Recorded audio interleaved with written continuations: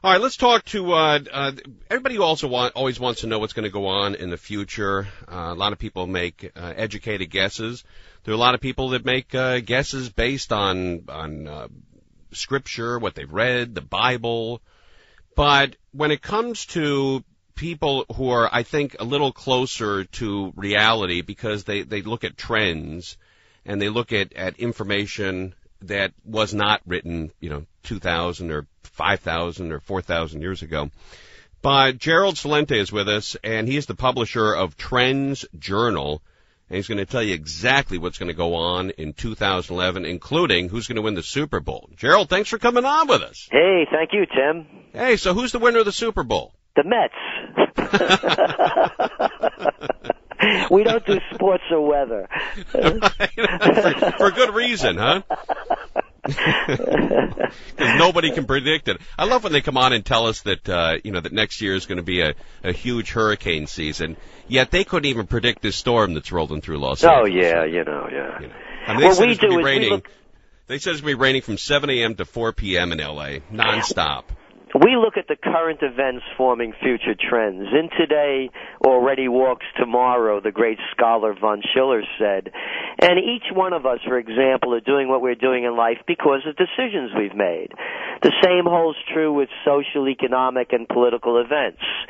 And it's the implications, the causes and effects of decisions that are made. Right. I like the fact you use that because I'm a huge subscriber of that. In Los Angeles, we have what is called the Metro. And you can take the train, the Amtrak, down to San Diego from Los Angeles. If you jump on the train in Los Angeles and you take the train to San Diego, the Amtrak comes within about 6 or 7 feet of apartment buildings. Now, the people who live in those apartments within that building have made horrible decisions for themselves. One bad decision after the next has led them to living in that apartment where a train comes within 6 feet of your bed. And then you take it to economics, and you look at the decisions that the big brains in Washington make. Right. And you can see the same kind of catastrophe, only that this time the train is going to hit the building when it makes the turn. Right. And you know what? I like when you talk about trends and decisions that we made, but even really smart people, like this guy, Sir Ben Kingsley, right? One of the big actors, Gandhi, right? He divorced his wife and married a 26-year-old. So again, I think guys sometimes think with their other brain, and that leads them into those types of decisions as well. Well, that's true, because then you look at the political decisions, and most of them are made by sociopaths. Did you ever hear of any of them being wrong or being sorry for their mistakes?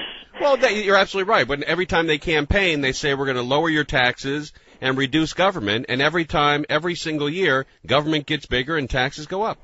And then you look at the other guys like this John Edwards, whiter than white, Mr., buck-teeth smile and that blonde hair parted perfectly, and he's just a good old boy and going to talk about morals, and then he gets caught with a woman, and he has a kid with her. Well, and by the way, he's the reason why Barack Obama is president. And then we have Elliot Spitzer back here, the former governor of New York. This guy passes the John law, that if he got caught with a hooker, you'd be prosecuted. And what happens to him? He gets caught with $1,000 hookers, and he gets a TV show on CNN. It is amazing, isn't it? So I was watching The View the other day, and Victoria Beckham was on, and she has, I guess, a new deal in her, her shows.